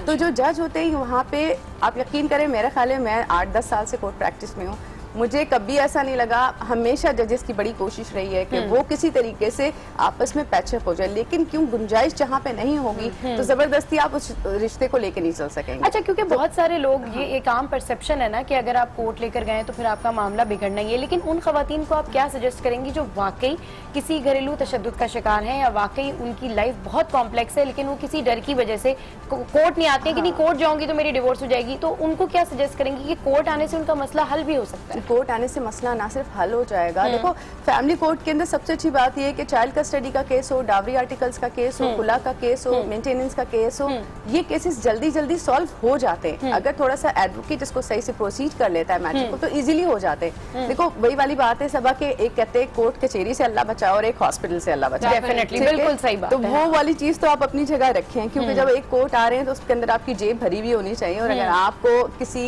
एनजीओ की हेल्प के बगैर अगर अपना प्राइवेट एडवोकेट करना पड़े तो बहुत आपको एक्सपेंसिव पड़ता है। ठीक है, बहुत ठीक-ठाक। अभी आपकी लाइफ में कोई ऐसा केस आपने जो आपको याद रह गया हो, आपने बड़े हैप्पीली उसको सॉर्ट आउट कराया और बड़ा कॉम्प्लेक्स केस हो? बहुत ऐसे केसेस थे जिसके अंदर इस तरह से था कि दोनों एक दूसरे की शक्ल देखना नहीं चाहते थे और ये चाहते थे कि बस किसी तरीके से ना, मतलब वो एक दूसरे के साथ रहने के लिए तैयार ही नहीं थे, लेकिन थोड़ा टाइम दिया गया, काउंसलिंग की गई और फिर 1 महीने 2 महीने के अंदर उनके थोड़े से दिमाग ये खुले के हाँ ये एक रिश्ता बड़ा पाकीज़ा सा, बड़ा खूबसूरत सा रिश्ता है, ये ख़त्म हो जाएगा। हमारे यहाँ पहले वक्त में ना तलाक जब होती थी या खुला लेते थे ना तो बड़ा समझते थे ये एक बहुत बुरी सी बात है। ठीक है, अब हमने इसको बुरी बात सोचना खत्म कर दिया। मैं कहती हूँ बुरी बात सोचना आप खत्म, ठीक है, बुरी बात तो है, ये गलत बात तो है, लेकिन इस चीज के अंदर थोड़ा सा वो देखें कि किस हद तक एक लड़की के साथ तशद्दुद हुआ है। अच्छा, ये नहीं कि अगर मियाँ ने एक थोड़ी सी डांट लगा दी तो आप कोर्ट पहुंच जाए और जाके कह जी खुला ले लिया। अच्छा, ये बताइएगा शुमाइला कि अगर एक खातून लेना चाह रही है खुला, कोई खुदा ना करे ऐसी सिचुएशन है, ये तमाम तो सिचुएशन आ जाती है, तो लॉफुली उसके पास किस किस तरह के राइट्स होते हैं, बच्चों की कस्टडी के हवाले से भी, अपने अखराजात के हवाले से भी, बच्चों के अखराजात के हवाले से भी, क्योंकि बहुत मेन इशू होता है कि आप समटाइम्स डाइवोर्स ले भी इस वजह से नहीं पाती क्योंकि बच्चे आपके दरमियान वो कड़ी होते हैं। अगर ऐसी सिचुएशन आए तो उनके राइट्स के लिए खवातीन के पास क्या क्या है? अच्छा, इसके लिए सबसे अहम चीज़ ये है कि जब आप खुला ले रहे होते हो ना तो खुला के अंदर आपको अपना एक तो डावर अमाउंट आपको अपना हक महर विड्रॉ करना पड़ता है, छोड़ना पड़ता है। अच्छा। ठीक है, वो छोड़ने के बाद आपको खुला मिल जाती है, लेकिन जहाँ बच्चों की बात आती है, बच्चों का केस सेपरेट फाइल होता है, डावरी आर्टिकल्स का अलग होता है, जहेज के सामान की वापसी का अलग होता है, बच्चे की कस्टडी लेना चाहती है अगर वो बाप लेके चला गया है तो अलग फाइल होगा, और अगर बच्चे माँ के पास हैं तो फिर हस्बैंड जाता है चाइल्ड कस्टडी के केस के अंदर। और उसी के अंदर मेंटेनेंस की अगर बात करते हैं तो मेंटेनेंस जो उसका नान नफका है वो पास्ट का क्लेम कर सकती है। अच्छा, लेकिन प्रेजेंट क्योंकि वो खुद से अपनी इस शादी को खत्म कर रही है, खुला ले रही है, तो खुला लेने के बाद तो उसका कोई राइट ही नहीं बचता। और अगर ऐसी कोई सिचुएशन आ जाए कि आपने खुला ले लिया है, आपने डिवोर्स ले लिया है और कुछ अरसे बाद आपको रियलाइज होता है कि मैंने गलती कर ली और मुझे नहीं करना चाहिए था, तो फिर ऐसे में क्या? इतना अच्छा आपने क्वेश्चन किया है कि मतलब आई थिंक बहुत जरूरी है ये सवाल करना और इसका जवाब सुनना भी। अच्छा, होता ये कि जब हम खुला ले लेते हैं तो खुला के बाद ये होता है कि सोचते हैं कि अब सारे दरवाजे बंद हो गए, अब वो हलाला होगा या ये होगा या वो होगा, ऐसी कोई बात नहीं होती। जब भी वो मियाँ बीवी चाहे जिन्होंने अपनी खुला ले ली है, खुला की डिग्री लेने के बाद, साल बाद, 2 साल बाद, 3 साल, दोबारा से वो मुफ्ती से पहले फतवा ले लेते हैं। ठीक है, इससे थोड़ा सा फ़िक़े का ताल्लुक है कि फ़िक़े हनफिया के अंदर आप जाके मौलवी साहब से फतवा भी ले लेते हैं और साथ साथ क्या करते हैं कि दोबारा इसका निकाह होता है, दोनों का दोबारा निकाह होता है बगैर हलाला की। अच्छा, ठीक है, और वो वापस अपने आप को मतलब उस रिश्ते में बांध सकते हैं जिससे वो निकले। सही। अच्छा, मतलब जो खुला लेते हैं वो मतलब दोबारा भी रुजू कर सकते हैं, हाँ, लेकिन जो प्रॉपर डिवोर्स निकाह होती है, अच्छा, सही, वो प्रॉपर डिवोर्स होती है, उसका फॉर्मेट अलग। हाँ बिल्कुल, अगर जैसे एक हस्बैंड ने अपनी वाइफ को 3 बार प्रोनाउंस कर दिया और उसके डॉक्यूमेंट्स भी दे दिए तो फिर वो हलाला आता है। अच्छा शुमाइला, आप ही ऐसे भी होते हैं बहुत सारे लोग जो जिनकी वाइफ जो है वो उनसे डिवोर्स नहीं लेती हैं और उनके हस्बैंड्स वगैरह जो है वो दूसरी शादी कर लेते हैं, तो उस सूरत में जो पहली वाइफ है कोर्ट में अगर वो आती है अपने राइट्स के लिए, तो उसके लिए फिर क्या है उसका कि वो कोर्ट में आके क्या केस फाइल करे और उसको किस तरीके से राइट्स मिलते हैं? पता है, देखो हस्बैंड जो आदमी है ना उसको 4 शादियों की इजाजत है। ठीक है, तो अब इस्लामी आइडियोलॉजी काउंसिल उसने भी इस चीज की परमिशन दी और कहा कि ठीक है जी, बगैर वाइफ की इजाजत के, यूनियन काउंसिल की इजाजत के आप second marriage, third marriage, fourth marriage में जा सकते हैं। अब जो फर्स्ट वाइफ है वो जाके मेंटेनेंस का केस फाइल कर सकती है, काउंटर में वो खुला ले सकती है, सही, ठीक है, अलग हो सकती है, मियाँ से ताल्लुक नहीं, खत्म। वो अलग नहीं होना चाह रही, लेकिन उसको अपने राइट्स चाहिए। सिर्फ और अगर- मेंटेनेंस का हाँ, केस में मेंटेनेंस का केस सिर्फ अपना नान नफे का केस दाखिल करेगी और अपने महीने का जो खर्चा है वो रिकवर करा सकेगी कोर्ट के जरिए। ठीक है। अच्छा, ये जो डोमेस्टिक वायलेंस होता है, घर में जो तशद्दुद होता है, जो किसी का हस्बैंड उसको बहुत मारता है, या फिर कई हद तक तो ये भी होता है कि इतने कोई बहुत ज्यादा शक्की मिजाज है या तेजाब फेंक दिया, या इस तरह की जो सारी जो सिचुएशन होती है, इस तरह के केसेस को कोर्ट्स किस तरीके से देखती है? अगर कोई विक्टिम आपके पास आता है कि जी आई एम दी विक्टिम और मेरे साथ ये तशद्दुद हुआ है और मेरे मसले को आप सॉर्ट आउट करें, तो फिर वो आप किस तरह से सॉर्ट? अच्छा, इसमें ये होता है सबा कि मेजॉरिटी औरतें पिटती हैं, ठीक है। एक जो पहला हाथ उठता है हम उसे रोकते नहीं हैं, हम ये सोचते हैं कि हमारा घर बसा रहे, हम थोड़ा सा चुप हो जाएं, हम बर्दाश्त कर लें, लेकिन एक बर्दाश्त की लिमिट होती है। देखें, अगर आपका हस्बैंड एक बार आपको मारेगा, पहले गालियां देना शुरू करेगा, फिर मारेगा, फिर वो स्टेप बाय स्टेप आगे बढ़ता जाएगा, फिर उसका वॉयलेंस तेज होता जाएगा, फिर वो आपको उस जगह पे लाके खड़ा कर देगा जहाँ पे वो आपके साथ कुछ भी कर सकता है। कुछ भी करने के अंदर एसिड भी फेंक सकता है, वो आपको किसी वेपन के जरिए हर्ट कर सकता है, वो आपके साथ कुछ भी कर सकता है, गला दबा के मार देते हैं, मुंह पे तकिया रख के मार देते हैं। बहुत सारे इस तरह के केसेस होते हैं और पता नहीं चल पाता फैमिली को कि ये हुआ क्या है, और कहते हैं कि जब वो तदफीन की तैयारियां शुरू हो जाती हैं लड़की के, अब हम लोग आए दिन इस तरह के केसेस देखते हैं। वो ये नहीं कि वो कोई वो होता है कि जिसके अंदर अब एक लड़की छुपाई जा रही है, और थोड़ा सा लड़कियों को चाहिए कि जब आप पे हाथ उठ रहा है ना, तो प्लीज हाथ को रोकना सीखें। जब आप हाथ को रोकेंगे, देखें जरूरी नहीं कि इसके अंदर बहुत फाइट करनी पड़ेगी आपको। एक बार आपने उसको धमकी भी लगा दी ना कि मैं 15 को बुला लूंगी, मैं पुलिस कंप्लेन कर दूंगी, मैं अपनी फैमिली को इन्वॉल्व कर लूंगी, वो डरेगा थोड़ा सा। सिचुएशंस में आई गेस लड़कियां बहुत ज्यादा डर जाती हैं और वो चाहती हैं कि हमारा रिश्ता जो है वो किसी तरह बच जाए, नहीं तो हमारे मुआशरे में बदनामी हो जाएगी, लोग पता नहीं क्या बातें करेंगे। और खुलाशुदा खवातीन के बारे में क्या कुछ कहा जाता है, ऐसी तमाम तर खवातीन जो इस डर में जी रही हैं और अभी भी ऐसे जुल्म बर्दाश्त कर रही हैं, क्या मैसेज देना चाहेंगे? मैं ये मैसेज खास देना चाहूंगी कि प्लीज खुदा के लिए, इसलिए कि जिंदगी अल्लाह पाक ने आपको एक बार दिया और उस जिंदगी को इस तरह से कुर्बान ना करें कि आप ये सोचें कि आपकी ज़िंदगी के अंदर उस रिलेशनशिप के बाद कुछ नहीं बचेगा। उस रिलेशनशिप के बाद भी एक दुनिया पड़ी हुई है आपके आगे। अगर आपके बच्चे हैं, वो आप उन्हें देख रही होती है, अगेन ज़िंदगी स्टार्ट कर सकती है। इतना वायलेंस सहना, शिकार होना, हम 2017 में अगर जी रहे हैं तो मेरे ख्याल थोड़ी अकल ले लेनी चाहिए। और हमारी ख़वातीन इतनी, आप लोग इतना माशाल्लाह इतना अच्छा बोल रहे हो, इतना अच्छा सबको गाइड कर रहे हो, तो फिर एक आप लोग मोटिवेशन दे रहे हो, तो ये एक थोड़ा सा ख़वातीन के अंदर अपने आप को चेंज करने की अब जरूरत है। वो लोग जो थोड़े से इंटीरियर सीन में ख़वातीन हैं या जो हमारे शोज देख रही हैं, तो वो थोड़ा सा मोटिवेट हो कि जुल्म को सहने से इनकार, ख़वातीन को भी और शायद इस सोसाइटी में भी एक्सेप्टेंस लाने की जरूरत है ऐसे लोगों के लिए। Definitely, thank you so much Shumaila, हमारे साथ थी और एक अहम मौजू पर मेरा ख्याल है कि आप तमाम खवातीन को समझ आ चुकी होगी कि ओवरऑल सिचुएशन क्या है, आपके राइट्स क्या क्या हैं और उससे भी पहले आप अपनी जिंदगी को बेहतर रखने के लिए क्या क्या और मुझे उनकी बात जो है एक बड़ी खूबसूरत लगी, वो ये कि अगर छोटा मोटा कोई झगड़ा होता है तो ये नहीं कि अगर छोटी सी भी बात हुई तो आप कोर्ट पहुंच गए, नहीं, अपने मसले को घर में सॉर्ट आउट करने की कोशिश करें। लेकिन अगर नहीं होता है तो फिर आपको सहने की या जुल्म सहने की बिल्कुल जरूरत नहीं है। उसके लिए आपके राइट्स हैं, कोर्ट्स मौजूद हैं, आप जाएं। और कोर्ट्स का मतलब सिर्फ यही नहीं होता कि वो आपकी डिवोर्स करा देंगे, आपको अलहदा कर देंगे। कोर्ट्स का मतलब ये भी होता है कि वो आपके मसले को सॉर्ट आउट कर सकते हैं, आपकी जिंदगी में फिर से दोबारा खुशियां ला सकते हैं। बिल्कुल, जिंदगी में कुछ ऐसे हादसात और वाकयात ऐसा सबक देते हैं जो बाकी जिंदगी के लिए मशअल राह भी बन जाते हैं और जिंदगी गुजारने का मकसद भी बन जाते हैं। गुड मॉर्निंग आज की टीम ने एक ऐसी खातून से मुलाकात की है जिन्होंने अपने खानदानी मसले की कानूनी जंग लड़ते हुए खुद वकालत का पेशा इख्तियार कर लिया।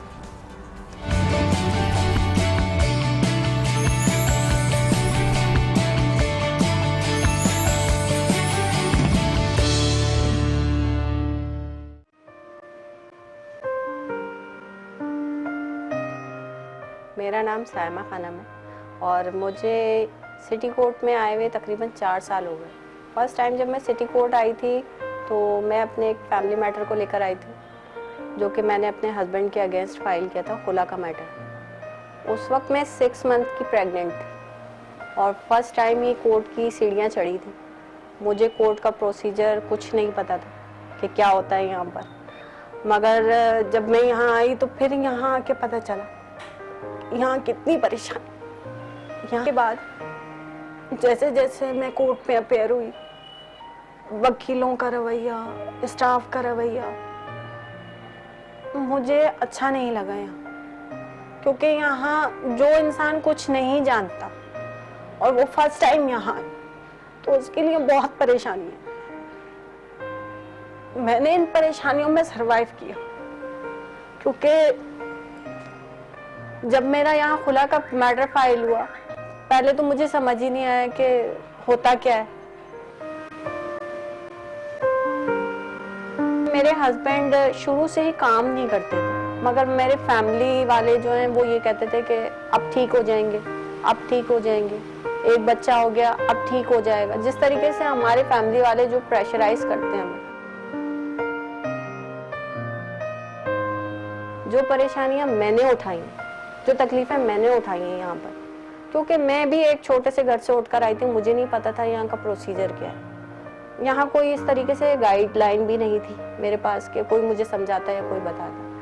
मगर यहाँ केस फाइल करने के बाद फिर मैंने डिसाइड किया कि नहीं, मैं यहीं रहूँगी, अपनी एजुकेशन कंटिन्यू करूँगी और यहीं पे रहकर इन्हीं लोगों के साथ अपना काम स्टार्ट करके एक वकील बनूंगी और लाइसेंस हासिल करूँगी और उन लोगों के लिए फ्री ऑफ कॉस्ट काम करूँगी जिनके आगे पीछे बोलने वाला कोई नहीं है, जिनको कोई सपोर्ट नहीं है।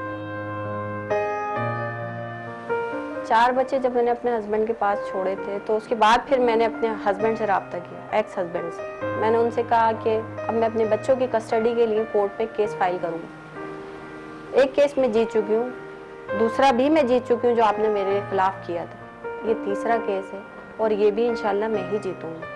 आउट ऑफ कोर्ट उन्होंने मुझसे सेटलमेंट की। 2 बच्चे आज मेरे पास हैं, एक मेरा 12 साल का बेटा है और एक मेरा 8 साल का बेटा है। ये दोनों बेटे मेरे पास हैं, जबकि एक बड़ा बेटा मेरा जो 13.5 साल का है और बेटी मेरी 11 साल की, वो मेरे हस्बैंड के पास है।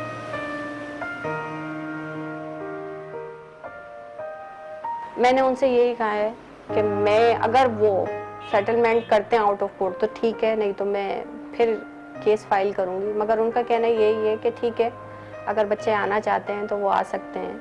जिसमें बड़ा बेटा जो है वो मेरा नशे की तरफ चला गया है, ड्रग एडिक्ट हो गया है वो।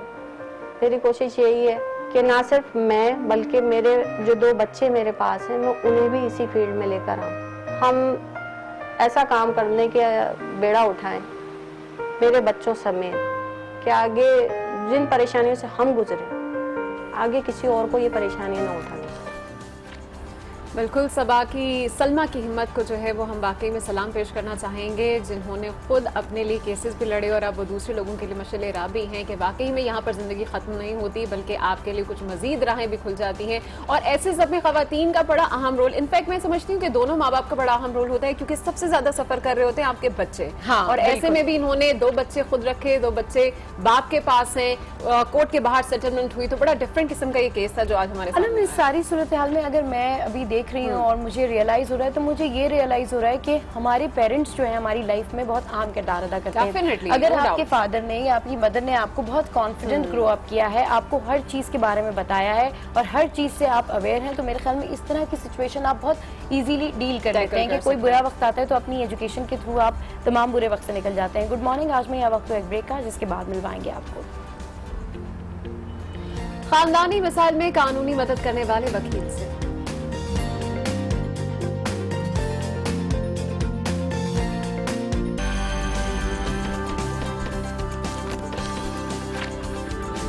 Welcome back to good morning. और अब कुछ बात कर लेते हैं रैपिड रेसिपी की, और झटपट खाने में आज क्या बन रहा है और मावरा कौन सी मज़े की रेसिपी आपके लिए बना रही है, देखते हैं हमारी रैपिड रेसिपी में।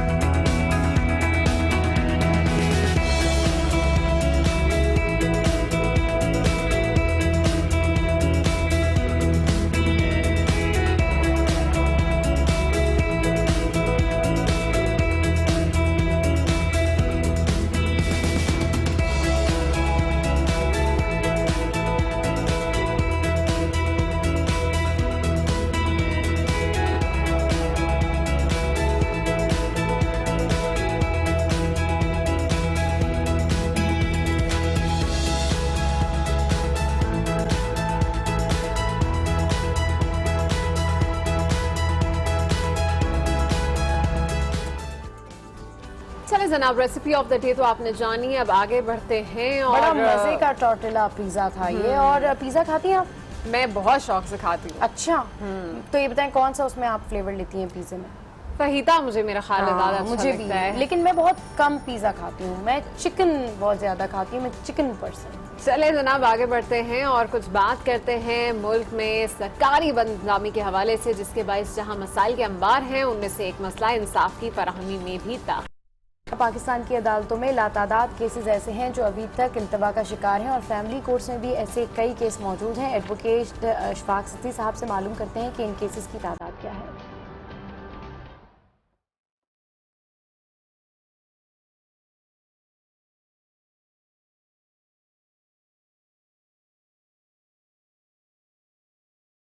मोहम्मद अशफाक सत्ती नाम है मेरा और हाई कोर्ट का मैं वकील हूँ।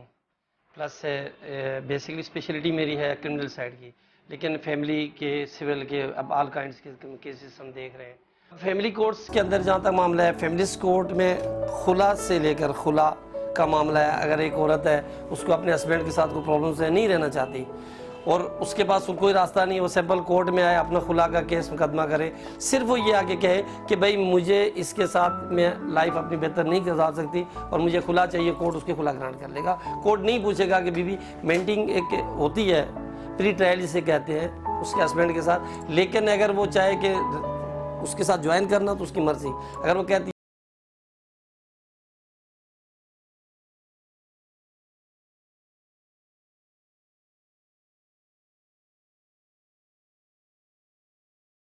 कोर्ट में, उसमें सिविल कोर्टों का उन्होंने दुरानिया को कम से कम कर दिया। अब फैमिली खुला के मैटर्स पहले होते थे, सालों साल चलते थे। अब यह है कि आप खुला का केस फाइल किया और अब लेटेस्ट जो आया, आप एक ही साथ उसकी ऑल मोड के जो सर्विसेज होते हैं कि उसमें आपने TCS करना, जो भी चीज़ें करनी, इवन के पब्लिकेशन भी वेरी फर्स्ट डे में ही हो जाती है। उसके बाद 1 से 2 डेट में खुला ग्रांट हो जाती है। इसी तरह गार्जियन वार्ड के मामला हैं, उसमें जब बच्चे के केस कोई लेके आता है तो कम से कम इंटेनर जो मेंटेनेंस होता है वो फौरी तौर पर उसका चालू हो जाता है, उसका स्टार्ट हो जाता है। पहली हियरिंग में ही कोर्ट डिसाइड कर देता है, आप जो भी मांगेंगे वो अपने हिसाब से देखेगा कोर्ट कि इस बच्चे के एक्सपेंसेस कितने करने चाहिए, वो कर देते हैं। इसमें कोई इतनी प्रॉब्लम्स वाली बात अब है।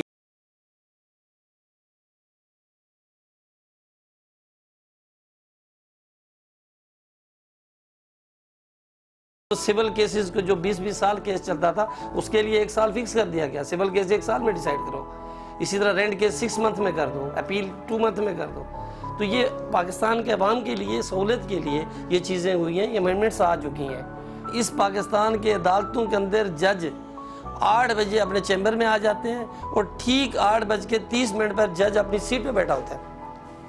और ये वाहिद अदारा है जिसको मैं सलाम पेश करता हूँ कि कैसे भी हालात आए, इन्होंने लोगों को इंसाफ मुहैया किया। डिस्ट्रिक्ट कोर्ट के अंदर जजेस के पास बैठने की जगह भी बेचारों के पास मैसर सही नहीं है, पंखे तक भी सही नहीं होते, लेकिन फिर भी वो अपने इंसाफ के लिए लगे रहते हैं। जज सिर्फ और सिर्फ वो किसी का चेहरा देख के फैसला नहीं करता, उसके सामने जो केस होता है वो उस केस के उसके अंदर उसको देखेगा, उसके तहत फैसला करेगा।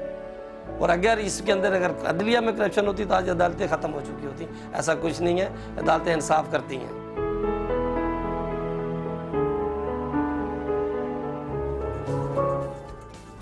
और बिल्कुल ठीक कह रहे थे जो एडवोकेट हैं, बिल्कुल ठीक बात की अशफाक साहब ने कि जो हमारे यहाँ फैमिली कोर्ट्स हैं वो दिन रात लगे रहते हैं कि लोगों का मसला सॉर्ट आउट हो जाए। ये वाहिद इदारा है कि इसमें लोग टाइम पर आ जाते हैं ताकि ये लोगों के लिए आसानियाँ फराहम करें। और अगर बात की जाए ओवरऑल जो हमारी आज की थीम है वो डेफिनेटली वो रिलेट करती है वीमेन एम्पावरमेंट से।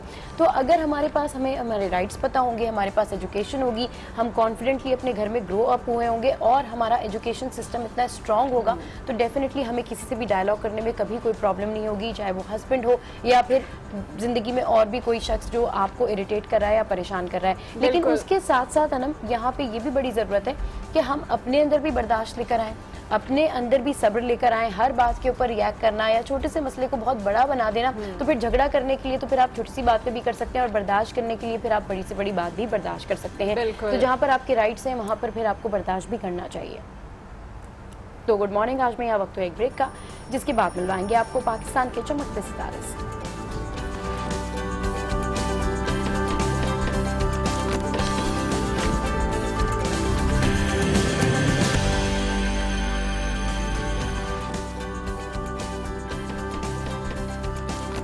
Welcome back to good morning आज। और अब हम आ चुके हैं हमारे तारे जमी वाले सेशन में, लेकिन कुछ एक मिसफॉर्चून यूं हुआ है कि हमारी जो गेस्ट थी वर्दा, जो कि हैंडीक्राफ्ट आर्टिस्ट हैं, बड़ी जबरदस्त हैंडीक्राफ्ट आर्टिस्ट हैं, वो इस वक्त ट्रैफिक में फंस गई हैं और इसकी वजह से वो आज हमें ज्वाइन नहीं कर सकी हैं। पर एनीवे, पाकिस्तान में अगर हम फाइन आर्ट्स की बात करें तो फाइन आर्ट्स में वैसे भी बहुत काम हो रहा है और मुल्क में इस हवाले से बहुत से टैलेंट्स मौजूद हैं। हमारी ही कॉलीग अस्मा नवाज आर्ट सीन गैलरी में मौजूद हैं और बता रहे हैं कि वहां पर नुमाइश कैसी चल रही है।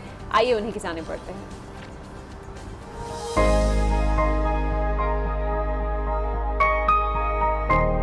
आज मैं मौजूद हूँ आर्ट सीन गैलरी में, जहाँ पे मुख्तलिफ आर्टिस्टों के फनपारों की नुमाइश लगी हुई है। बहुत ही हसीन आर्ट वर्क मुझे नज़र आ रहा है, रंगों में ढली तस्वीरें। जानेंगे मुख्तलिफ आर्टिस्टों से कि किस तरह उन्होंने अपने ख्यालात को हकीकत का रूप दिया। और आइए चल के मिलते हैं इस नुमाइश में और क्या क्या मुख्तलिफ चीज़ें हमें देखने को मिल रही हैं। इस वक्त मेरे साथ मौजूद हैं आर्टिस्ट रिन साहब और एग्जीबिशन देखने आए हैं। बहुत ही खूबसूरत एग्जीबिशन है। इनसे जानते हैं कि आर्ट फॉर्म्स में क्या क्या जो है वो हमें मज़ीद काम यहाँ नज़र आ सकता है। जैसे मुझे एक पोर्ट्रेट नज़र आ रहा है। अभी जो एग्जीबिशन लगी हुई है स्टिल लाइफ की है। स्टिल लाइफ जो है बहुत एक सब्र रखना काम होता है। अच्छा। और उसमें कलर बिल्कुल यानी कि फोटोग्राफ लगे आपको। अब वो ऑब्जेक्ट को देखते हैं कि जैसा उसमें कलर है, लेकिन महारत ये होती है कि उसमें उसमें आप देखें ताजगी फील हो रही है सब्जी की। बिल्कुल ऐसा लग रहा है कि वो अभी बीत गया, यानी सुपर रियलिज्म अंदाज का इन्होंने उस अंदाज में पेंट किया है। और यही कामयाबी होती है कि आपको धोखा हो कि ये बिल्कुल असल है, फोटोग्राफ है।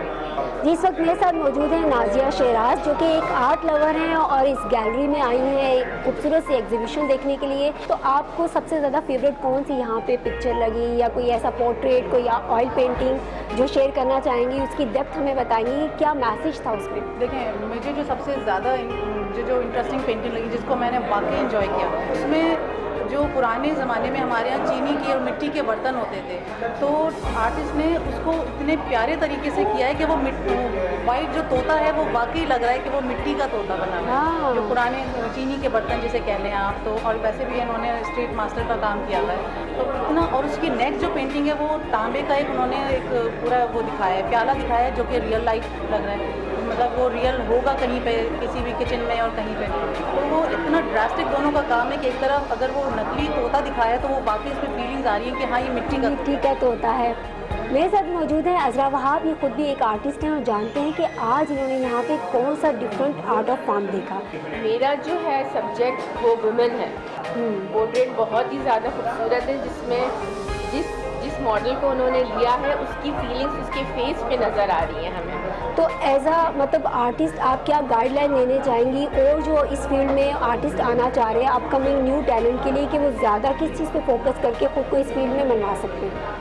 वो काम करें, चाहे जो भी इसमें से आपने सब्जेक्ट ले लिया है, चाहे रियलिस्टिक हो या एब्स्ट्रैक्ट हो या सेमी एब्स्ट्रैक्ट हो, लेकिन उसमें मेहनत है। आप मेहनत करेंगे तो आगे जाएंगे। थैंक यू सो मच अजरा, आपने टाइम दिया। सच कहते हैं कि तस्वीरें बोलती हैं, और यहाँ आकर तो बिल्कुल लगता है कि एक एक तस्वीर अपना हाल बयान कर रही है। खूबसूरत काम, मुख्तलिफ आर्टिस्टों से मुलाकात हुई मेरी, और मैंने और आपने ये जाना कि आर्ट की दुनिया कितनी वसी है। इंसान जब इस दुनिया में कदम रखता है तो हर लम्हा कुछ सीखता है और सिखाता भी है। इसी तरह मैं आपको मुख्तलिफ एग्जीबिशंस में लेकर चलती रहूँगी और बताती रहूँगी दिल्ली आर्ट्स की मुख्तलिफ फॉर्म्स। कितनी ही खूबसूरती से अस्मा ने सारी बात को जो है वो कह दिया। और मैं यही सोच रही थी कि वाकई में आर्ट के हवाले से हमने कल भी बात की, और अगर आर्ट और आर्टिस्ट की बात करें तो इनकी कोई कैद नहीं है। बिल्कुल कोई कैद नहीं है। और डेफिनेटली जिस तरीके से अस्मा ने प्रेजेंट किया है और जिस तरीके से अस्मा बता रही थी, और जो पेंटिंग मैंने देखी उसके अंदर अगर आपने गौर किया हो ना, तो वो एक लड़की है और वो इस तरीके से हाथ बांध के जो है उसको पेंट किया और वो बैठी हुई है। मतलब इतनी ज़बरदस्त इन्होंने अपनी पेंटिंग के थ्रू बताया है विमेंस के बारे में, विमेंस की जो परेशानियाँ होती हैं या वो जब स्ट्रेस में होती हैं, या फिर उनकी एम्पावरमेंट के बारे में। तो ये जो पेंटिंग, ये जो आर्ट गैलरी में अस्मा गई थी, मुझे बहुत अच्छी लगी ये सारी पेंटिंग, और अस्मा भी बहुत अच्छी लग रही थी। और क्योंकि आज हमारे शो की जो पूरी ओवरऑल थीम है वो है ही खवातीन के हवाले से, विमेन एम्पावरमेंट के हवाले से है, तो आज हमने आपके मसाइल के बारे में भी बात की और आज पेंटिंग्स भी दिखाई। अच्छा, अगर देखा जाए तो एशिया की जो हमारी खवातीन है वो काफ़ी इस तरह से होता है कि यूजुअली कई मौक़ों पर वो डर जाती हैं, सहम जाती हैं। लेकिन अगर हम बात करें अब्रॉड की बात करें या बाहर की बात करें तो वहाँ की खवातीन काफ़ी कॉन्फिडेंट होती हैं। फ़र्क कोई नहीं है, फ़र्क सिर्फ यही है कि हमारे यहाँ हमें हमारे राइट्स नहीं पता, हमारे यहाँ हम उतने कॉन्फिडेंट नहीं होते हैं, हमारे यहाँ हमें लगता है कि नहीं ये काम हम नहीं कर सकते हैं। तो डेफिनेटली खवातीन सारे काम कर सकती हैं और वहाँ की जो खवातीन होती हैं अब्रॉड की, उनका ये कॉन्सेप्ट होता है वी कैन डू एवरीथिंग। तो आप अपने ड्रीम्स अचीव कर सकते हैं, जो चाहें आप वो कर सकते हैं, अपनी ज़िंदगी से उलझनों को, मुश्किलात को बाहर निकाल कर फेंक सकते हैं। सिर्फ आपको फोकस करने की ज़रूरत है, आपको कॉन्फिडेंट होने की ज़रूरत है और तालीम के साथ साथ आपको बर्दाश्त करने की भी ज़रूरत है। डेफिनेटली ऐसा ही है। और गुड मॉर्निंग आज के इस प्लेटफॉर्म से हम कोशिश करते हैं कि इसी तरह के इश्यूज आपके लिए लेकर आएँ और आपको एजुकेट किया जा सके, बताया जा सके कि आपके राइट्स एक्चुअल में क्या हैं। एंड आई होप कि आज के शो ने, आज के टॉपिक ने भी जो है वो आपको बहुत कुछ समझने और सीखने का मौका दिया होगा। इसी के साथ ये प्रोग्राम अपने इख्तिताम पर पहुंचता है। इंशाल्लाह कल आपसे फिर मुलाकात होगी, same time same channel. Till then अपना बहुत ख्याल रखिएगा, दुआ में याद रखिएगा and keep watching good morning आज।